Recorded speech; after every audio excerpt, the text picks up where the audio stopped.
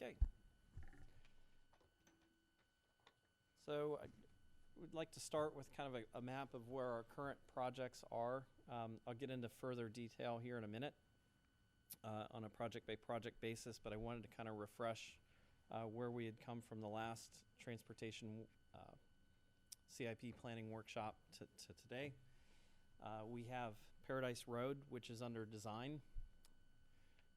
We had identified Shangri-La Road kind of as a long-term, probably bike ped project for the future. It's not currently sitting in our CIP as a standalone item, but as a potential.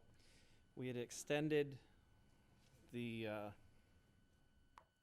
old 41 project, which had been identified really as from Rosemary Creek south to the Terry Street roundabout. At the last transportation workshop, we kind of identified looking at it up to Shangri-La Road, which is near where the Center of the Arts is. That's more of a mid-range project. It is sitting in our CIP, but the funding is further out and would probably need more funding than we've currently identified.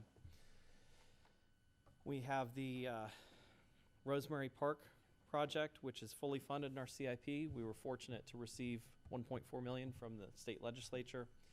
That will be going to construction here, and I'll talk a little more detail about it upcoming. We have the South Side Terry Street sidewalk that's under design.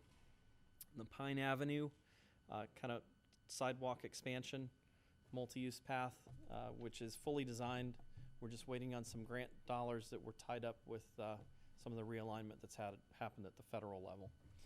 And then we have the East Terry Street project, which is going to be going out to bid and under construction here in the upcoming months. And then we have Bonita Grand Drive, which is under construction. If you've been out there, you'll see that's a private-public partnership. Goodwin Street's still under design, and then we have upcoming design efforts on the Pennsylvania Arroyo corridor, Pennsylvania Arroyo Ragsdale corridor. I just want to reiterate some of the key components in these type projects. We usually look to enclose drainage because by enclosing the drainage, you can get more usable space for landscaping, lighting, pedestrian improvements, and even roadway improvements, expansions. The drainage is a key component. It can be quite expensive, but we also look to create physical separation when we're doing pedestrian projects. And physical separation, is achieved in a couple of different ways. You have a height separation, right, which is delineated by the curb, which kind of, if someone does come off the roadway, it gives them a sharp reminder that maybe they need to get back on the roadway and not near the pedestrian facilities. And we also look to create separation from the actual travel lanes, distance-wise. So we try to create that vertical separation with the curb, and then also lateral separation from the roadway. Once we incorporate those, we also generally try to include landscape and hardscape. Landscaping provides shade and also another type of separation, right? If a car does venture off the road and you have a landscape buffer, that can be a reminder. But also just helps build out the vision that's laid out in our comprehensive plan of shaded, bikeable, pedestrian-friendly walkways. Hardscape features, as we approach the downtown, we do have benches and trash receptacles. You'll probably see more of those in some of our upcoming project components. So I'm going to get into the details, and these projects are going to bounce really between two types of expansion. One is expansion really of pedestrian facilities. That can be pedestrian and bicycle. That can be bike lanes. It can be wider sidewalks or sidewalks where we didn't have them. And then we have expansion of just new road corridors. So I'm going to talk, we have limited opportunities for this. We're going to talk about those two types of projects. Generally, that's what happens here in Bonita when we're talking about transportation. So the Goodwin and Rosemary projects, as I mentioned before, they're both designed. Goodwin Street is one of the oldest corridors in the city. It's very narrow, and we've had a pedestrian unfortunately be hit and killed, and as well as bicyclists get injured. along that corridor. So it has no pedestrian facilities, it has no sidewalk, it has no bike lane, it has no nothing. And so that project is looking to retrofit an 8-foot sidewalk on one side of the road and a 6-foot on the other, create the curbing, landscaping, and lighting that's like what we have in the downtown area to extend that corridor from Matheson to Old 41. To do it, we do need right-of-way.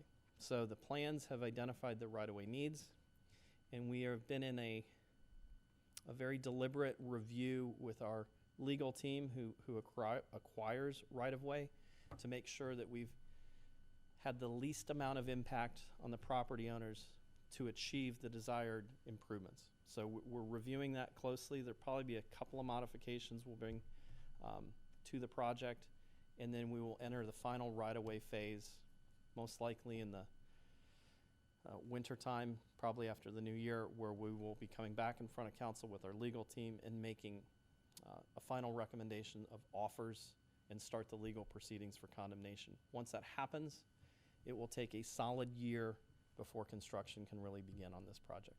And it's just a function of how much right-of-way we need in this old corridor, and we're really taking our time to make sure that we've minimized that impact as much as possible. So the design is complete. Most all of the permitting is complete, but we're in this detailed review. Rosemary Drive is far simpler. We're building within the city's existing right-of-way.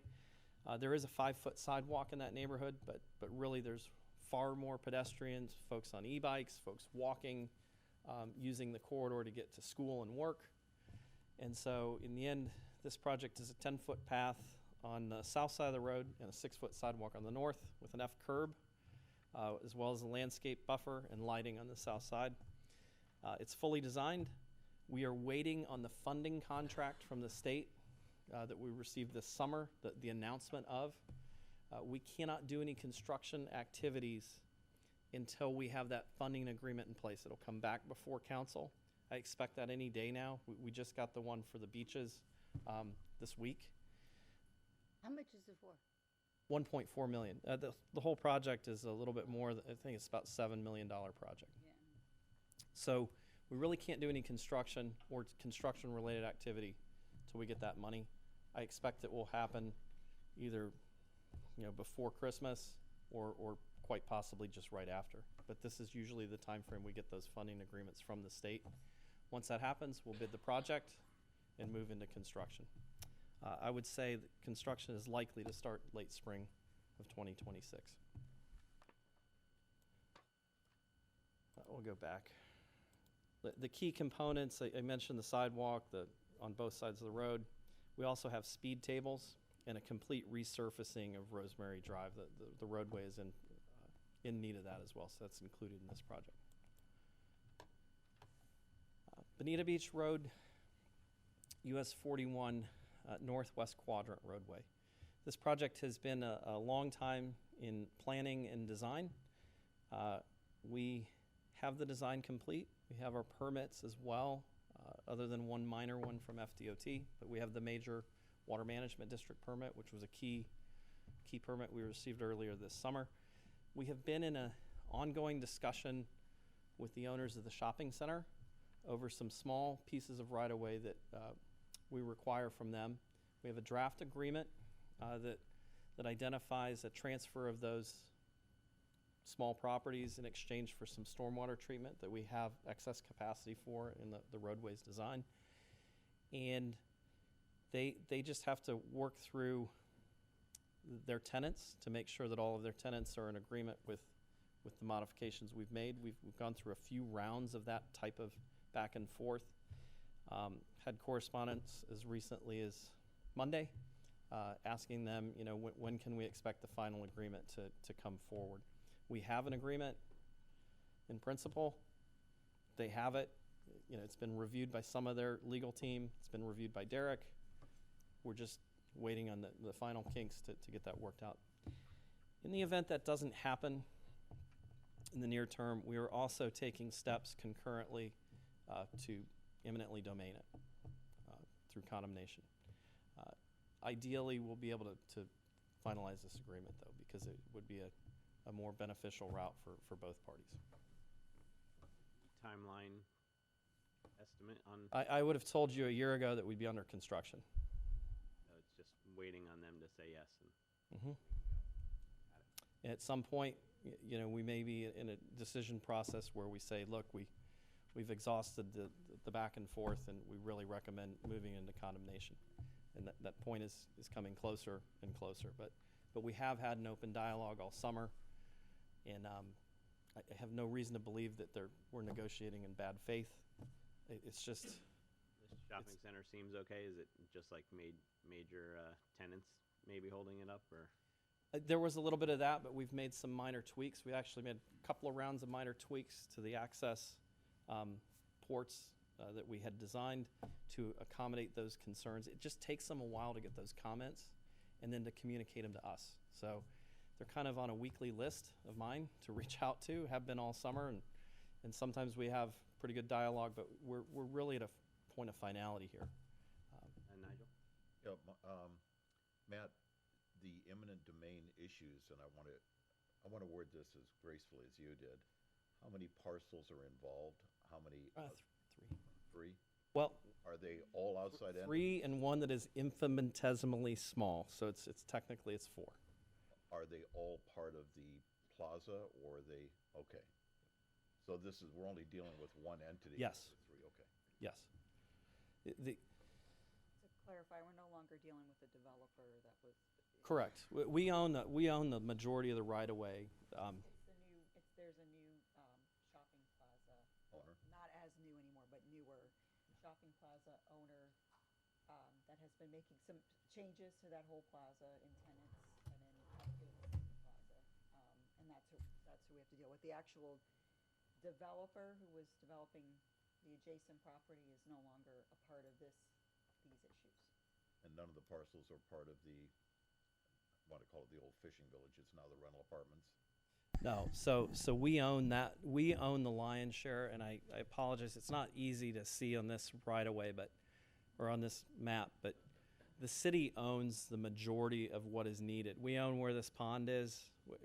That is city property in the roadway. The pieces that we're talking to the shopping center about are literally small triangular pieces in these two corners here, as well as the access roadway that comes in off of US 41.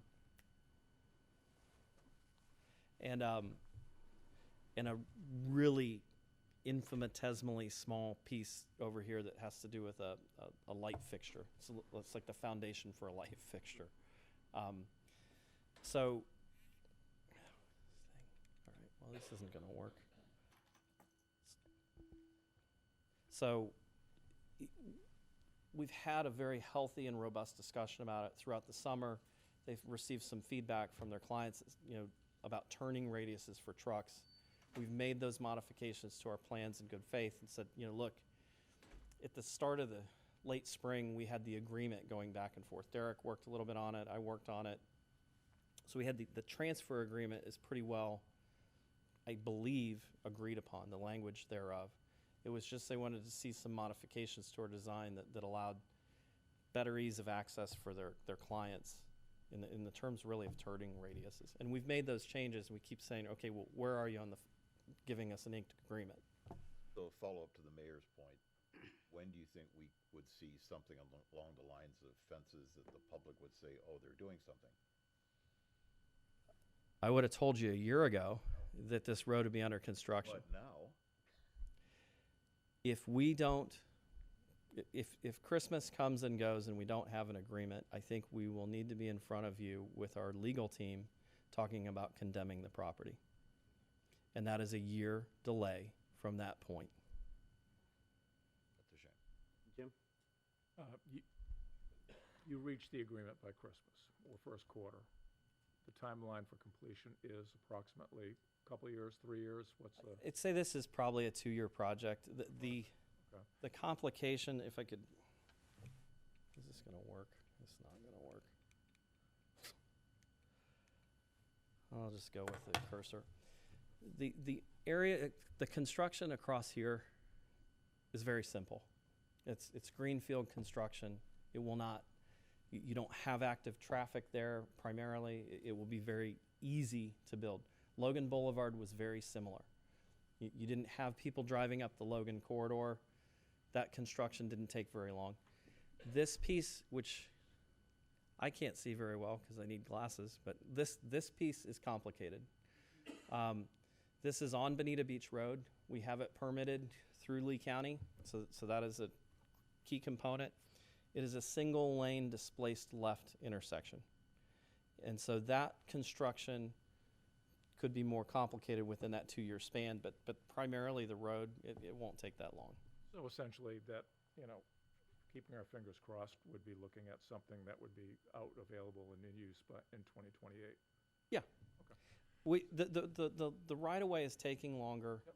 And it's a shopping center, and we are following our legal team's advice, which is if you can strike a deal, it's in the city's best interest to strike a deal.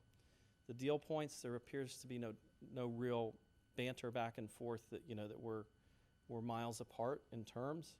It's just been, they have multiple tenants, they have individual entities that are reviewing. When we get the feedback, we make the feedback changes within a week and provide it back, and then start hounding with emails, when can we expect this? But there may be a point where we say, look, we've been at this long enough, but the legal advice is really, if we can, it's in our best interest to pursue a settlement outside of the court system. Is the estimated cost of $13 million still a good bogey? I think it is. It has been updated with our engineer. I've added some percentage for inflation. So that's based off of an engineer's estimate, based off of our 90% plan. So it's not, it wasn't designed in a vacuum. We're not at a planning level estimate. We are adding some inflationary numbers, and hopefully some of these construction prices will get a little more competitive as well. I think we're starting to see that, quite honestly. It was also updated in preparation of each of the budget cycles. So when new information was provided, we're getting prepared to present budget. It was updated at those times. So, okay, so basically, the net, it's been inflation adjusted. Other than normal surprises, $13 million is a good planning number. It's been inflation adjusted. It's been adjusted to a final design. So you have a more definitive quantities. If you were at a 30% plan, it's a higher level of an estimate. So you have a tighter level of an estimate. We've adjusted for inflation. So it's from our perspective, it's been adjusted every year. It's as close as you can be. Right, thank you. You're welcome. Okay, so are we ready for the next one? All right, so we have two more. Well, this is really about West Terry Street, and I'll talk about Paradise in the next slide. We have another project, West Terry Street South Sidewalk. We had a workshop in the fall of 2024 that was very well attended. We received a lot of feedback. I would say it was a mixed feedback that we received, but we held the meeting. The 60% plans we received October 1st this year. I've been reviewing those and have actually forwarded them to our legal right-of-way team because what's going on here is, it's easier for me to command this here. This is the right-of-way line in blue, in the city's blue. The red, I highlighted the red, that is the sidewalk. So Terry Street would be over here. This is the bike lane of Terry Street. Cut a curb in. This is the sidewalk. This is the existing ground here in the dashed line. When we build projects, we cannot trap stormwater on private property. Regardless of whether we built anything on private property, we cannot do that. So what you're seeing here is within the design, we're having to move that ditch, in this case southerly, and recreate it. And in this slide, you see with the red arrow, that would require additional right-of-way. So that would be a condemnation proceeding. In addition, you see this proposed temporary construction easement. You don't ever want to take more than you need. But sometimes to build what you have to build, you need a little bit for a small period of time. You need the ability to access someone's property, to lay a piece of sod, to get the grading right. So that's what a temporary construction easement provides for. A large portion of the project, as it stands, does not require right-of-way. So this slide that's the good news. But a significant portion of it requires reconstruction of drainage swales away from the existing right-of-way, which is what this slide's indicating.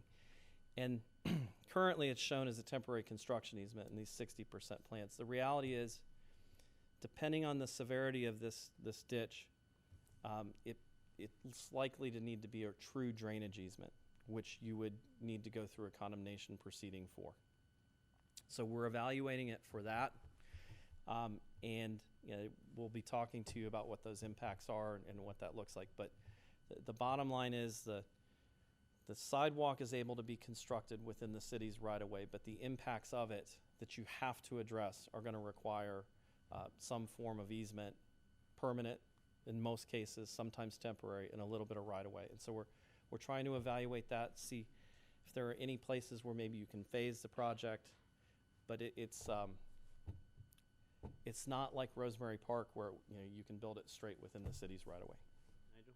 Yeah, Matt, there's at least 4 streets, which I know along West Terry, where there are drainage systems that have been there for 30, 40 years, where they actually come out 100, 150 feet south of West Terry. So where they'll actually come out past the first 1 or 2 homes and then just drain into, looks like, the roadway. What happens to those? And that's private property, right? So now what happens there? I without knowing the specifics, what I can tell you is, the water here, if you look at these, the water here was moving. Here it was in the right-of-way in this image. Here it's really not. The swale is shown exterior to the right-of-way. Once we make these improvements, we have to account for this water. So this water, ultimately what would happen to this water in these reconstructed swale systems is you went down the line, there's a drainage pipe, in places along this roadway. We would intercept that water and move it into those drainage pipes, or we would move it laterally along the roadway into an outfall that was a city outfall or something that it historically flowed into. So we're not going to have to go after homes or No. It's a little deceiving when you look at this. If you don't know what the implications are of this, we're going to need the ability to construct that, and you have to, you're going to have to compensate people for that, which is where eminent domain comes into play, which, as we've talked about now in a couple slides, is once we get into that final phase, that's a year. So we're evaluating this. I was hopeful that maybe there would be opportunities where we didn't have any of these conditions, where we could say, look, you can go build this piece. That's not the case with the way it looks. You may notice, and I don't want, this is a 2-foot buffer. I mentioned that we look for buffers on the roadway, and I was thinking, well, what if we lose this buffer and push the sidewalk straight to the curb? But the issue is, when you build a sidewalk, you need a 2-foot flat spot before you have a slope. So if I'm sorry, Matt, 2 foot. 2-foot flat, so someone doesn't fall off, right? Or you need a railing. So if you look, if you lost this 2 feet and shoved this over to the motoring public, right, which is not really what we try to do, you still don't gain. You still need a 2-foot flat spot. That's 2 foot, and you still need to reconstruct this. So you're still in the need of having to reconstruct the drainage infrastructure. So it doesn't seem like a beneficial to try and augment the design that way. But we're looking at this.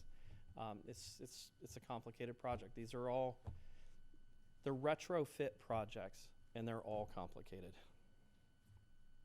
And I think, to be clear, we just want to reiterate that the cost that's planned for in this It's gonna go budget is not the final cost. These will have to be updated as we move forward with more information. So we don't want to promise that that's the cost in any way. Okay, oh, next one. Hopefully this one is far more simple. This is Paradise Road, and where we are, we have a executed design contract. The designer has conducted an extensive amount of survey work in the area along Paradise Road. This goes from Shangri-La Road all the way north to the end of Paradise Road. They are looking at what concepts can be fit into the existing right-of-way. So we have by and large, a 60-foot wide right-of-way there. We recently closed on one of the large stormwater ponds that was built as part of the regional drainage project. So there are portions along the west side of the right-of-way where not only does the city have the 60-foot wide right-of-way, it's going to have some additional right-of-way from the ponds that it acquired, which probably gives us a little more flexibility. The running mandate, other than at the intersection of Shangri-La Road for this project, is we feel we have enough right-of-way to fit these facilities. Do not try and design outside of the existing right-of-way and city property ownership, because we don't feel that you need to, and that way it keeps you out of right-of-way acquisition. Now, it does include the possibility for a roundabout, and I have no feedback as to what the thought process is yet. But if they do look at a roundabout at Shangri-La Road and Paradise Road, you certainly would need right-of-way in small pieces in those corners, because the intersections are just not laid out to be able to accommodate that with their current platting. So the designer has taken the survey work. These are loose concepts. There are many more than this that they are trying to kind of get their head around. What we plan on is public workshops starting in the first quarter of 2026, probably early in the first quarter of 2026, and presenting to the public cross sections like this and others for various links to the project, and get some feedback on what the public wants to see in that neighborhood. One of the ways that we've been getting a lot of people to come to our public workshops, and I think will work very well in this instance, is we'll put up those road messaging signs that say, put them out a week or two in advance, public workshop, this date, such and such. And we're looking for public feedback on this, because we see some opportunities to phase it. We see some opportunities I don't think it's a one-size-shoe-fits-all in terms of what you build. I think there's a definitive change in character along the roadway when you go north of Maddox Lane. And so we're going to be looking for the public to give us some feedback on that. Great. Okay. These are FDOT projects. I just wanted to give you a couple of important updates. The first one is in what I have the image of. That is what FDOT will be ultimately bringing to design at the US 41 Bonita Beach Road intersection. They include the city's roadway. This part is on us. They will modify it a little bit, and then they're looking at what is called a displaced left on the main lines of US 41. They completed the PD&E process last year, March of 26. Actually, they probably completed it by the fall, because there's some transmittals that have to happen.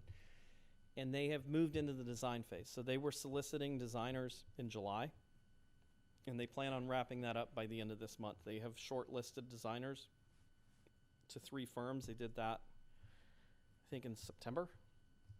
And then from what I understand, by the end of November, they will have selected an engineering firm to design this solution. Now, that will take a few years. They have right-of-way acquisition in this that is far more significant than anything I've talked about, but that sets that project in motion. The other project that FDOT was studying was Old 41 and Bonita Beach Road, and they held the public meeting back in April of 2022.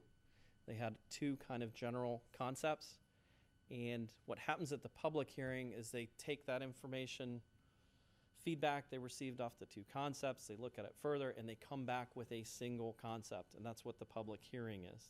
That already happened for US 41. That is now going to happen for Old 41 and Beach Road. And it's going to happen November 20th, right here in sunny Bonita Springs at our rec center. 26740 Pine Avenue. And it's going to happen in the evening. I believe it starts at 4:30 at the rec center and runs till 7, if my memory serves me correctly. So there's more information available at the website I've shown there. And I encourage folks to come to the meeting and find out. I'll be there. Okay. East Terry Street. We've estimated this project about $20 million. The designs are complete. The permits are complete. It is a drainage project with some significant roadway features, namely a traffic signal at Southern Pines, a roundabout at Morton Avenue, and an additional turn lane as you're headed westbound on East Terry Street as you approach Imperial Parkway, where there is a noticeable backup that occurs. We believe that turn lane will help. We leveraged the stormwater money that we received from the governor, and then we were able to secure another $2.8 million from FDOT to build some of the pedestrian improvements, because there'll be a 10-foot sidewalk on the south side of the road, and I believe a 6-foot sidewalk on the north side of the road, or multi-use path. 10 foot's multi-use path, landscaping and lighting. So where the project is the FDOT money comes with exceptional strings, which will require some extensive monitoring. So we have to solicit outside monitoring. That solicitation has been drafted and has been submitted to FDOT this week for review. It was a 1,000-page document. Actually, that wasn't a 1,000-page document. I'm sorry. The bid package was 1,000 pages. But that document, nonetheless, was submitted to FDOT for review. The bid package, which is what we will advertise to construction companies to bid the work, is concurrently being reviewed. It's 1,134 pages, if I remember right. That has been submitted to FDOT for review, and it has been submitted to the Florida Department of Commerce.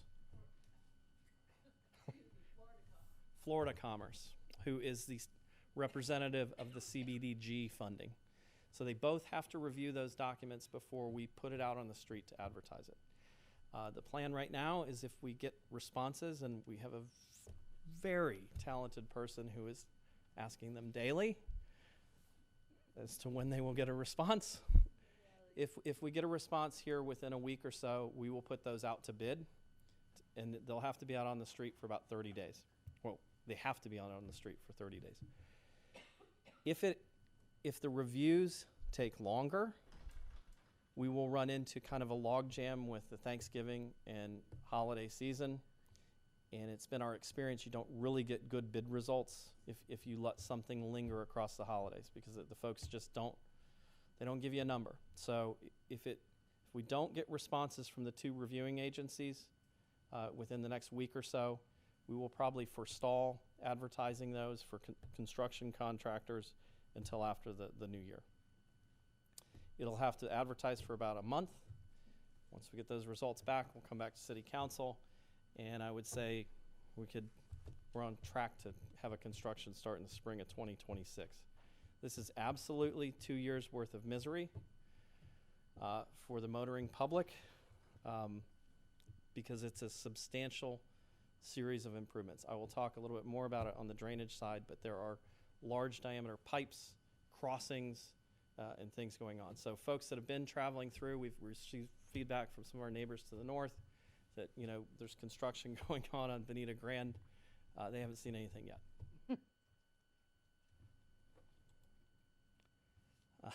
Pennsylvania Avenue corridor and drainage. This is Matt, real Yes, quick, sir. to clarify, so the earliest would see construction starting is mid-26 with approximately a 2 to 3 year construction time frame. Yeah. Okay. I think that's fair. We're pushing it as fast as we can. The good news is we're fully permitted. The other good news is that the 2.8 million kind of came not out of nowhere. We'd had a placeholder for years, but the moon and the stars aligned, so we were able to bring that money to bear. The unfortunate news with that is it really is a cumbersome process, but we're going to work through it. Oh, Matt, the bridge, though, I want to make sure so we have had some preliminary conversations with Representative Botana about the possibility of some placemaking, understanding about the bridge over 75. Many communities have a partnership with FDOT to put signage or placemaking, so we did start the conversation with that with the hopes that the state would be able to help us with some funding of that and design. But Clarify what the ask is. We haven't designed anything yet. It's just that several communities have either the name or a design or something that is more of a branding opportunity on the actual bridge of the Terry Street Bridge over 75. So Many communities on the East Coast, Orlando, sometimes that's also done through tourist development funds. There's different opportunities to actually provide a branding opportunity on the bridge and there might be an opportunity for us to look at our placemaking as well. And my understanding is that when the I-75 project gets going, there's no intent to replace that bridge as part of that project, correct? my understanding is they don't answer that at the level where they are with the PD&E study currently. As they move to design, like I talked about 41 and Bonita Beach Road, now they're moving into design. That's when they start to figure out, we need to replace the bridge, or no, we don't. And I'm sure if they're anything like people that work for us, we will, they'll try to not replace it, but we'll see. So do we have any justification to request that? I don't know. What I can tell you is what this project will do is we will end up putting an 8-foot wide path on the south side of the overpass. The railing, there'll be a railing that prevents vehicles from being able to hit the walking public. The railing will be something you're probably accustomed to if you've driven over the old 41 bridge in downtown Bonita. It's the first railing, which is a box tubing. We also have it on West Terry Street at the railroad track, and at Oak Creek when you first come into Old 41. So that creates a physical barrier to prevent vehicles from bumping into it. The other thing that will occur is we will modify, I think Nigel was aware of this, there is no fencing over that overpass, and that's... It's the most dangerous pedestrian overpass. Yeah. So that will be addressed, that's addressed in the design. So there'll be a fencing so that people can't throw things over, that kind of recurves back in. And we're probably powder coated, an appealing color, either the blue or... But it will mitigate some of the risk of the amount of bicycles and e-bikes going across that. It will, it will provide a much safer conduit for them because they'll have a physical barrier that is doweled into that bridge deck so that, if someone loses control of their vehicle, as long as they're walking on that side, right? Mm-hmm. And it will provide safety for the people on the interstate because the fencing will be replaced. But it will not be as appealing as what Arlene's talking about. We've been talking to Representative Botana, in the future about something. For example, in Collier County, they have decorative, embossments or different cost savings ideas to make it I just more want to make sure, literally in the morning and in the evening, there are literally dozens of bikers and e-bikes that are crossing that bridge. Yep. In a very precarious way. Yeah, it will. As long as they use what we build, it will provide a much safer pathway for them. You're talking about possibly being able to incorporate the branding as part of that Correct. safety structure. correct. And protecting some of the seniors that walk there several times a week. Sure. FDOT had to review what we have. So what we're going to build is bare bones. I think it's a follow-on project to really make it look beautiful. We will be able to put some of our colors, maybe the blue on the railing or the blue on the fencing and white on the railing, vice versa. The blue like Councilwoman Carr's shirt. Anyway, or whatever color you... Pennsylvania Avenue Corridor, this is a very similar project. I'm going to sound like a broken record on the stormwater. both of these projects are really stormwater projects. The money really came from stormwater, but they are opportunities to do transportation improvements. In the case of Pennsylvania, it's probably more of a traffic calming and sidewalk type project. In the case of East Terry, we did bake in a few things, the signals, the roundabout, and the turn lanes that are, more operational improvements. We asked for 24 million. We received 21 million. Of that 21 million, we do have to pay for any impacts to Bonita Springs Utilities' existing infrastructure, which is not a typical thing for us. So, that can, depending on what the design impacts, we will have to pay for that in this project. Usually BSU pays for that. The design services are under negotiation. A designer was recommended to council. He asked us to negotiate a contract. We've been talking about the scope. I was on a meeting about it yesterday, and we're looking for the scope and fee, and we'll work through that. The fee does have to be reviewed not only by City Council, but by the funding agency, which is through Lee County. I mentioned before we had to send it to Florida Commerce. That was an earlier CBDG grant. This is the CBDG grant that came from Hurricane Ian, in which Lee County, not the state of Florida, is kind of the purse string controller. So they'll have to review those prices, and we'll work with the designer, and at some point, hopefully before the new year, we will come back to you with a design contract and then start with public input. This will be a huge public input project as well. Any concerns there, Matt, with the county? I don't know. We'll see what the price is. I'm sure there'll be some going back and forth. I think this is a great project for the city. It may be one that, if we have dollars available and if you're interested, it may be one that pulls, more money from the city, to finish it out. There might be issues that, we don't have enough grant dollars or the grant dollars can't deal with. That you may still want to address, but that's in the future. We'll see what happens. Bonita Grand Drive. This is a two-phase project. The first phase, both design phases were borne by the developer and permitting. The first phase, which is really the roundabout you see here in the mid-port of the picture, as well as north to the entrance, to the entrance of a future development in the Bonita Grand Mine property, is under construction. That is all city right-of-way that you see. No, I take that back. This is Lee County right-of-way. This is city right-of-way, and this is city right-of-way. And a little piece of this is. The roadway, you can almost see where it ends right now. That's under construction, well under construction. It will ultimately extend. You really can't discern where I'm moving the cursor, but it will extend another 6,000 feet to the north of that entrance up to a city park property where we own about 35 acres. That'll be a future park. That piece, there's some reworking of the design and some modifications to South Florida Water Management District permits that's going on right now, but we anticipate that'll be concluded, and we have a placeholder for the construction of that out in future years of the city, but it will really be up to the discretion of City Council as to when you want to build it. It probably is tied to when you want to develop that park property, if all of that made sense. And then finally, we have a mobility plan. It was also funded through the monies that came out of Hurricane Ian and HUD, as managed by Lee County. We selected a designer or planner to do the work. They're in the information gathering phase. They are under design contract with the city.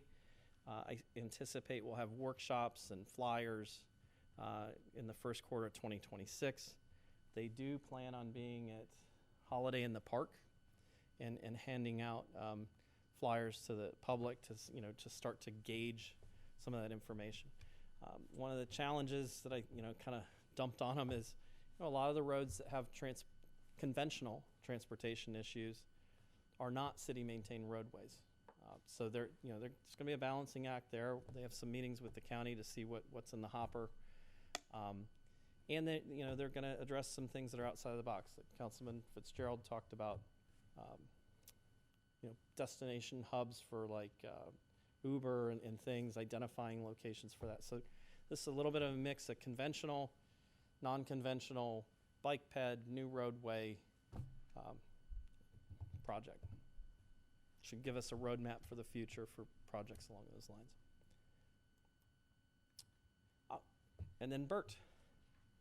That's a rail trail project, currently about 11.9 miles between Estero Parkway and Wiggins Pass Road. The idea would be to convert the old railroad roadbed into a bike pathway. Currently, there's an option contract with Trust for Public Lands and the railroad for a $70 million purchase price for those 11.9 miles. Councilman Corey has been working hard with a kind of a consortium of Collier County, Bonita, and Estero to see, if there's a path forward and how and what that looks like. And I don't really have any more updates on that. Chris, do we have a status as to where we are in terms of funding and that type of thing? Well, we have 39 million committed. They have got a 70 million purchase price. And we're looking hard at alternatives to a total fee simple purchase that would fit within what we already have committed. We've had initial discussions with the Fay family, so we're just starting on a new approach that would significantly reduce the amount of money that would be needed. But I don't want to get into too much other than that at this time. Do we know when we'll be at a point that we can have a meaningful dialogue on the funding and the money required? We're waiting for a term sheet from the Fay family. We haven't been given a date. We're going to give them about 2 weeks and see where we're at. And then in the meantime, we're looking at things that we need to consider in terms of a more limited type of purchase, protections for the city and so forth. I would say we would be looking at a workshop probably sometime after the first of the year. Okay, thank you. Laura? Chris, you said that you're looking at lowering the amount of money that's needed? Yes. From whom? Like, which party is lowering? Both sides. Okay, and then we're going to give them more time? Who's them? The Fay family. The family. Okay, because I've heard very different information.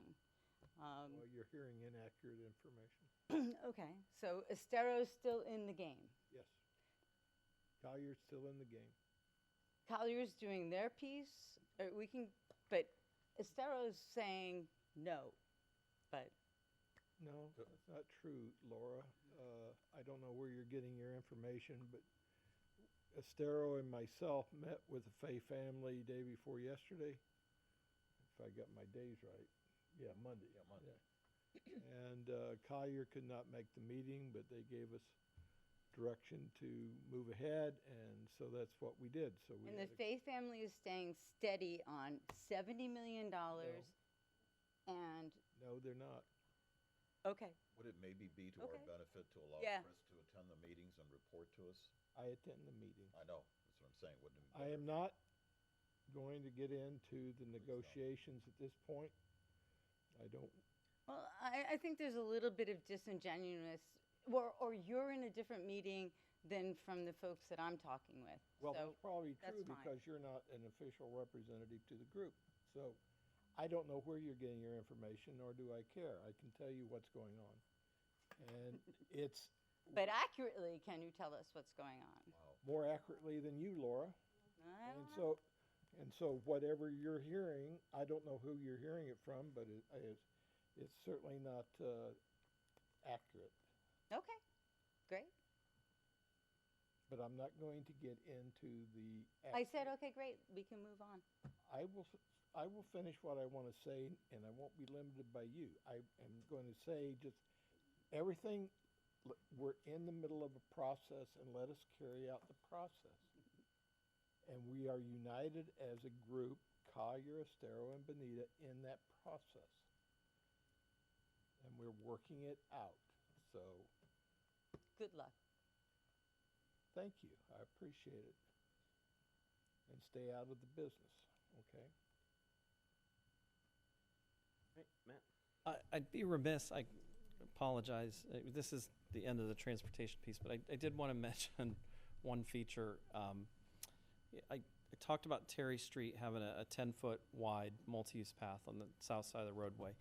This first phase, you probably can't see it if you were to drive up Bonita Grand, but the Bonita Grand Drive project also has a 10-foot wide pathway that'll be on the east side of the road, so that'll kind of create a nice contiguous feature with what we're going to build with Terry Street. Is there a timeline that they're going to complete the construction? Do you have a ballpark on? I haven't communicated with them, but I would say at the rate of progress that they've been moving, Moving pretty good. they're moving very, very well. And I would say, I don't want to put words in their mouth, but I'd say probably by the end of this summer, you'd be looking at this thing pretty well built.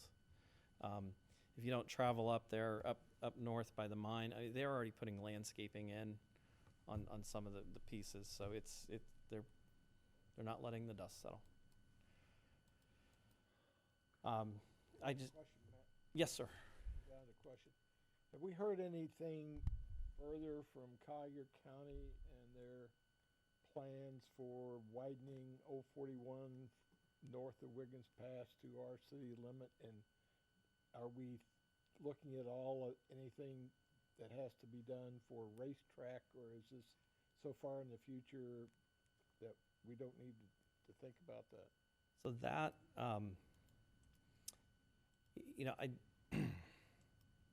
that is answered right here. FDOT is conducting this PD&E.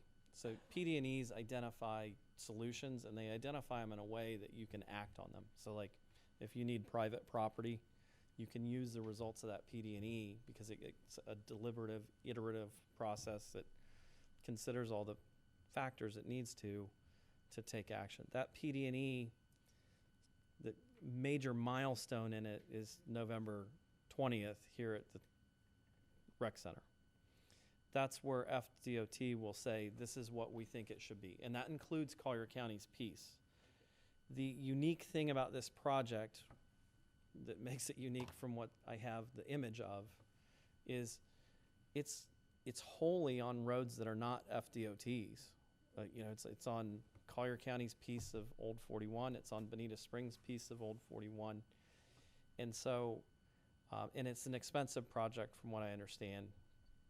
And so when you get the results, in Bonita, there's the last options, I think both showed a quadrant road on the southeast leg, that would connect over to Racetrack Road.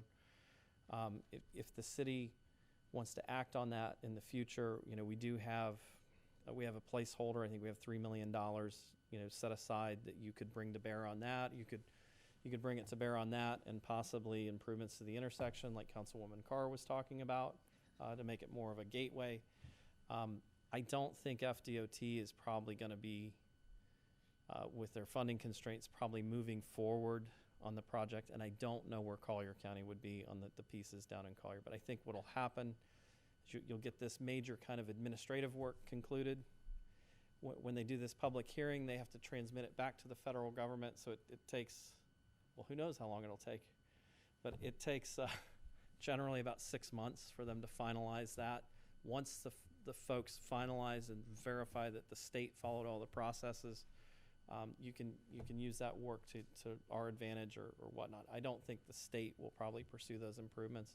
They'll probably turn to us and say you can implement it at your will, and it'll be up to us on our piece. 41 in Collier County, a Collier County road? Yes. Yeah, I know you're looking to wrap up on the transportation side. We have had a number of discussions by the residents along Dean Street relative to the safety in terms of people walking, driving, and so forth, and the traffic going down Dean Street. Do we have anything at all in the future planned for addressing some of those, quote, mobility issues?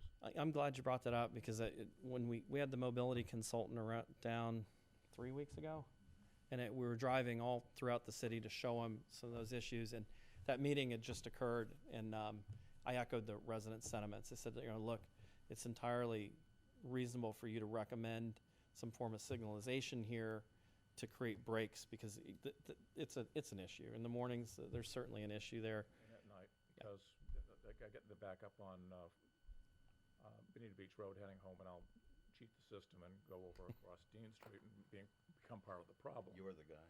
Yes, I am. Me and about 50 other people.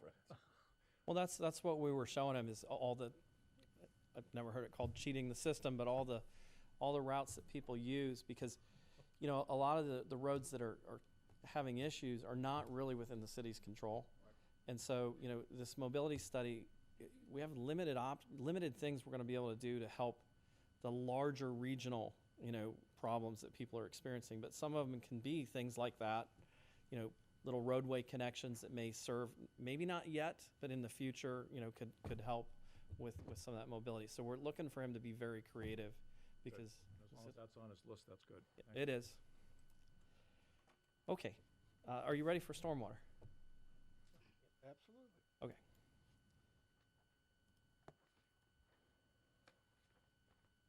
You got 60 seconds to finish stormwater. Okay. Well, it's.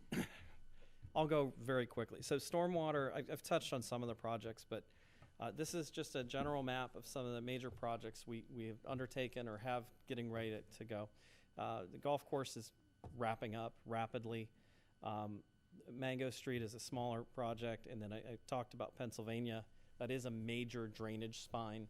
I don't believe we'll be able to solve storm surge issues with it, but we will be able to solve maybe minor surge events and prevent them from crossing south and really help rainfall events that kind of overwhelm the systems south of Pennsylvania. And then we have East Terry Street, which is going on. So I'm going to touch on some of those components and then one big one. So I won't spend a lot of time with the golf course. It is wrapping up. We just closed on the two big lakes. They are constructed, Lake 1 and Lake 8. We're getting ready to close on a portion of Lake 10. Derek's working on that, and then I think there's a little administrative issue with after the new year we'll close on a smaller piece after some monitoring is complete. So we're going to close on the lion's share of that system. There is an issue I think Councilman Corey will bring up later, but these lakes have had some effects on some of the surrounding stormwater ponds, and I think there's a legitimate ask that the city may want to consider addressing with some exposed lake bank slopes that wouldn't have been if we had not constructed the project. Now, the good news is we gave a whole lot of stormwater protection by doing that, but it has kind of created a little bit of an eyesore, and I think there's an ability to address that. East Terry Street is a stormwater project. We got $18.6 million a few years ago from the governor.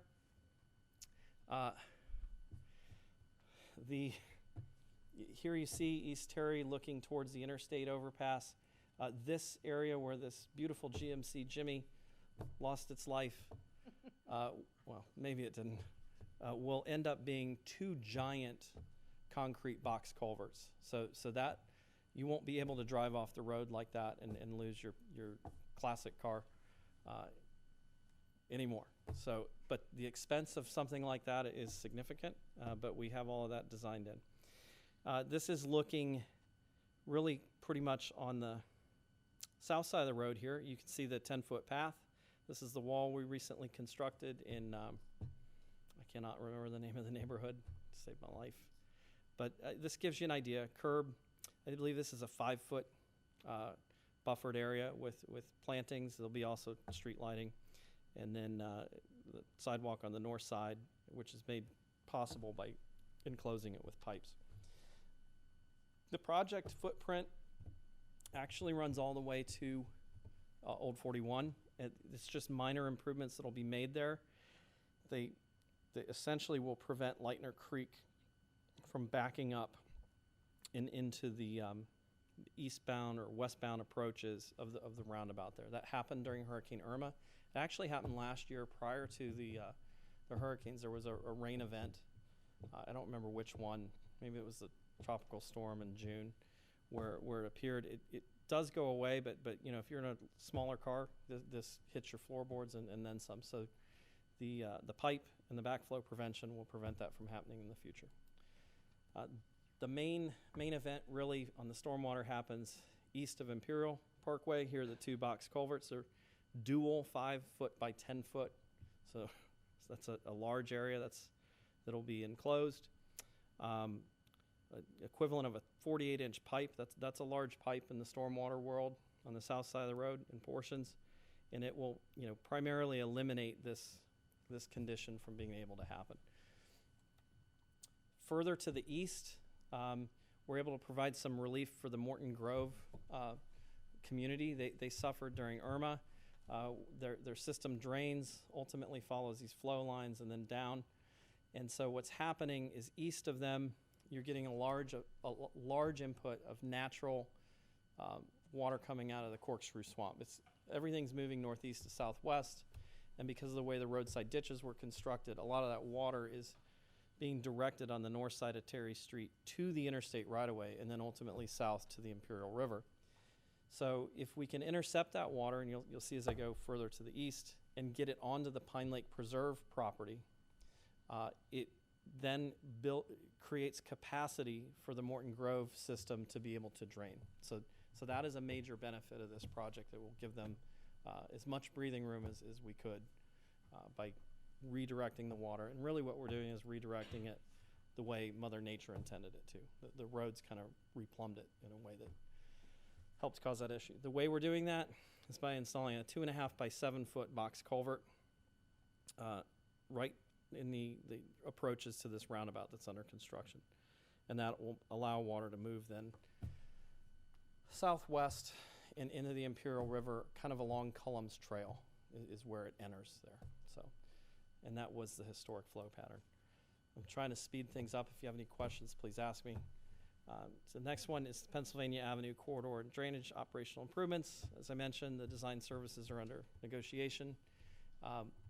This project, what we're looking for here is a good conveyance backbone along the Pennsylvania corridor, so that the neighborhoods that drain to the north don't get overwhelmed by water being backed up in the system and then having to stick around in their neighborhoods, and then really probably preventing tidal surge, much lower tidal surge events than what we experienced, having the ability to use the drainage system to come southbound. So a little early, but that's what that project will achieve on the drainage side of things. You can come in. Yes. So Mango Street, this is a much more smaller scale project.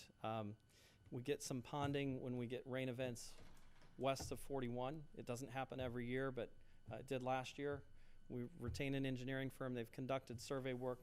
They're moving slowly on this project, but they've done the necessary work to understand what the existing conditions are, and I expect to have some conceptual solutions come back to us here probably in the spring. The phase 3 of the bioreactor, I think I have a meeting tomorrow. That's going to start in November. The materials have been received. All it does is creates a non-tidally dependent, constant supply of water from the Imperial River. So we do that by installing a pipe that is below the tidal range of the river, and then installing a different type of pump that is able to run 24/7. So the pumps have been received, and the construction is going to start, and we have a pre-construction meeting sometime but this week. Home buyout, I just want to touch on that. We've spent the $5 million that we received out of Hurricane Irma from CBDG. We've spent the $2 million that we matched over the subsequent years. That is shown, if I remember the color code, the red was the CBDG purchases, the orange are the city dollars, and then we have another $4.1 million with a city match of $475 for money that came out of COVID. It came from a different funding source, through HMGP, and in the CBDG money, which is HUD money, you could, if someone was no longer interested, you could find someone else and buy their house. And you could do it dynamically. With the money from FEMA, you couldn't. You had to identify everyone up front that was interested, and that was it. So if through the process the home sells, which has happened, and the new homeowner is no longer interested, they're no longer interested. And you cannot recapture those dollars. They're gone. So we've purchased, I think, four out of the 11, and Ellie's working on the remainers. We won't get all 11. That's my point. Also shown on here, and I'll show it on the next slide, are in the bright yellow are home sites that we were able to purchase for stormwater ponds for a larger project that we got for infrastructure from HUD out of Hurricane Irma. So we've been able to assemble some properties. You'll never be able to put another house on them. You won't be able to put a building on them. You can do passive things, stormwater projects, that aren't rising the floodplain. There's probably some opportunity for additional water quality projects, that could be sited on those sites. The one other thing I want to point out, I don't have it on here, but you can see this is the Imperial River, and I'll show it to you on the other. We've got a sizable bit of frontage. The city owns this property here. What we found in the next project is a lot of homes were built prior to the identification of what they call the floodway. And the floodway is different from the floodplain. The floodway you would be familiar with in Texas. The horrible thing that happened there, a lot of what occurred was in the floodway, because that's the area where, in states where you've got a lot of elevation, the water moves swiftly and is extremely dangerous. Here, we're so flat, it may not move as swift, but it's still identified as an area where you really don't want to build. We have a lot of homes that were in the floodway, and those would be difficult to rebuild if you just owned a piece of property in the floodway, like extremely difficult. I don't want to speak for John, but almost impossible. And so when you look at where these properties are lining up, the floodway in here is back through here along Dean Street. And we've been able to assemble, with a lot of hard work from Ellie, a lot of properties that were in the floodway that were always going to be in harm's way. So just food for thought. Dean Street infrastructure project was $11 million no match grant we received from HUD from Hurricane Irma. We leveraged that and got another $750,000 from the state a few years ago. It is fully designed. It's fully permitted. It has been bid. It will be on your next city council agenda for award. And we expect construction probably to start sometime right after January. It involves drainage pipes in the Pauley, Saunders, McKenna, Quinn Street area, as well as Tangerine, Lime Street, and Orange Blossom. The construction of 2 stormwater ponds, one along the river frontage here, and one right at the corner of Dean Street and Imperial Parkway. Those projects will have backflow prevention, which will prevent smaller flooding events from creeping into the neighborhood. But I want to be very clear. It's why I've highlighted the land acquisition and the 5 acres. This will not stop Irma. It would happen again in those neighborhoods, the flooding, because it jumps the riverbank, and you do not have a levee system here. We studied this in 2019. That's what this image shows. And really, if you're looking for 100% protection of those neighborhoods, you would need to be looking at a flood wall system or a levee system. And it would need to tie into the interstate and then move along the neighborhood over to Imperial Parkway and a little bit beyond on the south side. That does not provide you, what's shown, protection against a 100-year storm, which means you would still have to carry flood insurance. If you try to provide protection against a 100-year storm for those neighborhoods, you have to encircle them because you just don't have the elevation. So you'd have to go from the interstate on the north and south side and encircle them with a levee or with a flood wall. So the infrastructure we're going to build will not prevent that. It can't. What it can do and what it did do is it took some home sites out of the floodway and it created a better drainage system for lesser rain events. And there was no match required of city money. So where we are with stormwater, we have 2 master plans that were identified in the last workshop last year. They are in our capital improvement plan funded. One is a citywide assessment to identify additional areas for improvement, update the city's existing stormwater model, which you kind of have a snippet of over here, evaluate those conceptual projects in that model to see what value they would have, and then identify sites for water quality as well, because that's a piece of our stormwater. Prior to Hurricane Irma, we were really focused on the water quality issues.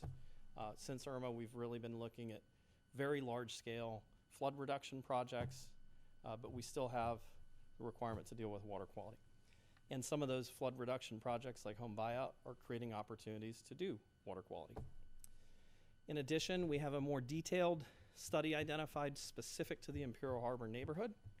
And that project would involve far more detailed survey than you would get out of a citywide project. The survey is expensive. It's just a code word for expensive. And we would require specific solutions be identified. So, you know, if you're looking at something citywide, you're looking at a more broader brushstroke. If you're looking at a specific neighborhood, we're looking for, you know, really honing in on what that solution is, and then providing a much more detailed level planning estimate number. At the citywide level, you're looking at a more larger scale, you know, trying to identify what those issues are, you know, broad brush strokes as to what those solutions would be. But when we're focused on a neighborhood, we're looking for a more closer answer. Any questions? Great job. Matt, I gotta, again, it goes back to, and I know you don't know the answer to this, nor should you know the answer to this, but as far as homes along Dean Street and a couple of the other areas where we're looking that we may have to acquire property, is it to our benefit to find out how many of those are primary residences or homesteaded as opposed to rentals and otherwise? I don't think it hasn't mattered in the home buyout. We haven't put more city funds towards the home buyout. The home buyout was much like a train leaving the station. It took a very long time. We had this opportunity out of Irma for the $5 million, and we all of those of us that were here, Arlene, all the city staff, we walked the neighborhood. We knocked on everybody's door to gain interest. We held public meetings and to identify that first group of people. They had to wait 3 years before the first home was purchased. And then that happened over another 2+ years to spend out that $5 million. In that course of time, we put another $2 million of the city's money towards it. At first, you would like to think you could use a strategy. There was no strategy that you could use other than they had to show that they had flooding damage from the storm and back it up with photographs, because the level of interest wasn't there the way you would think it was there. You know, who wants to wait after you've had 4 foot of water in your house 5 years to be out of harm's way? And we came very close, as folks maybe don't know it, but we came very close from that happening again in 22 and last year, within a 1/2 of an inch or less of rainfall. So they very much are in harm's way. What became apparent really with the infrastructure study is you had a bunch of homes that, no fault of anyone that built them, were sited in areas that if you tried to do it today, you couldn't do it. And you know what also lined up as we started to buy property? Those areas were where we had the most interest. I wonder why.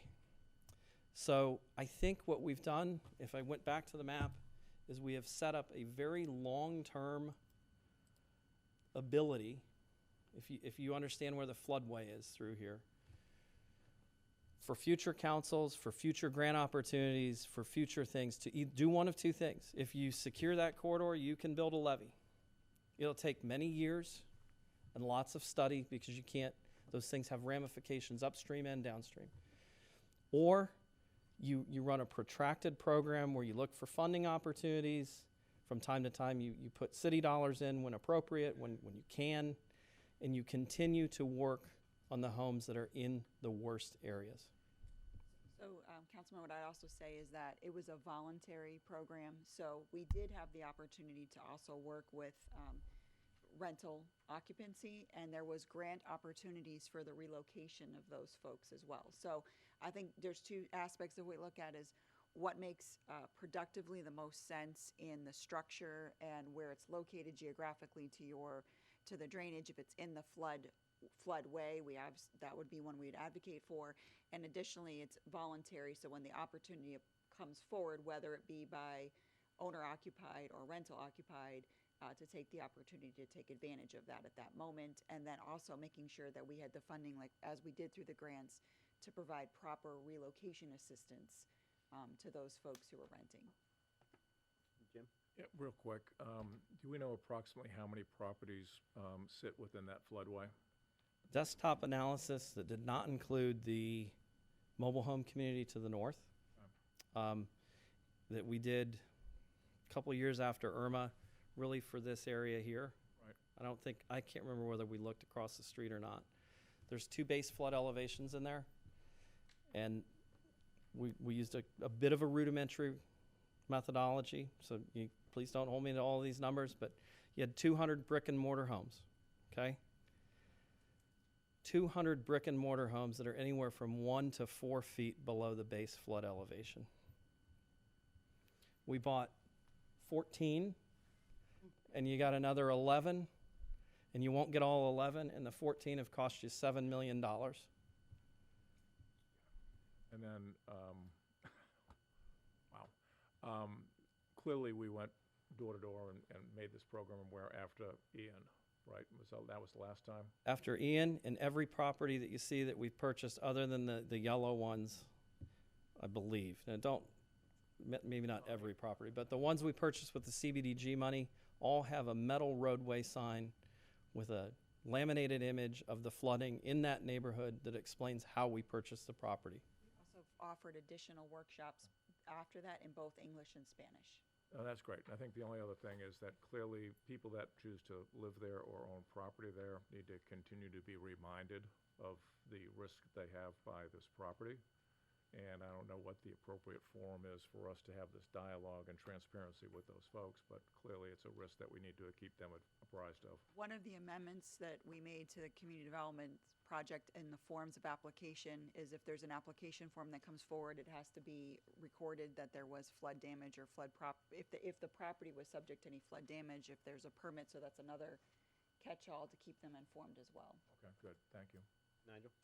Yeah, Matt, I see Ellie sitting here. I was made aware by 3 of my constituents that put in for the home raising program. They could not be more complimentary, John, of your staff, especially Ellie. But what they have told me is that it's out of the city's hands now, and that the state has these, and they're hearing nothing. Or I'm sorry, the federal government has it, and they're hearing nothing. Is there any sort of a timeline? Do we know when any of that can start or start again? I believe it's Elevate Florida, if that's.